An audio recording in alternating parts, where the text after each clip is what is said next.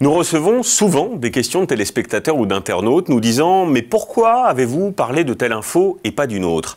Par exemple, récemment, au journal de 20h, nous avons décidé de ne pas évoquer les nouvelles accusations de François Fillon sur l'existence d'un cabinet noir à l'Élysée. D'abord, car nous l'avions déjà évoqué quelques jours auparavant. Ensuite, car ces accusations étaient très précises et nous n'étions pas, à cet instant, en capacité de les vérifier, de les recouper. Enfin, se pose évidemment toujours la question de ne pas être les porte-voix d'une accusation qui pourrait parfois s'apparenter à une forme de propagande. Un fait, c'est une action, un événement qui a eu lieu et qui ne sort pas de nulle part. On connaît sa source. Contrairement à la rumeur, le fait est vérifiable.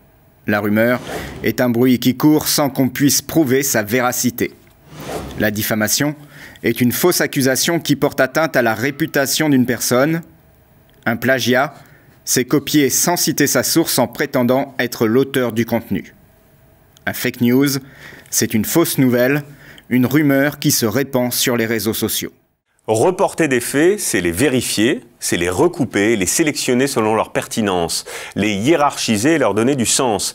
Il faut savoir se montrer critique par rapport à l'info, bien sûr, et surtout prendre du recul. Il faut savoir les mettre en forme, ces informations, en citant ses sources, sans déformer les propos. Enfin, nous devons savoir reconnaître nos erreurs quand il y en a, et bien sûr les corriger. Pour vérifier un fait, je dois avoir 3 sources différentes qui me confirment l'événement. Je dois être sûr que les médias que je consulte sont fiables. Par exemple, en cas d'erreur, produisent-ils des correctifs? Et est-ce que je sais par qui ils sont financés?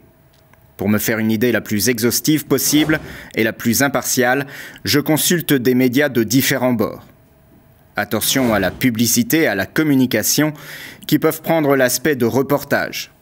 Enfin, je garde à l'esprit que les réseaux sociaux ne sont pas des rédactions, ce ne sont que des diffuseurs.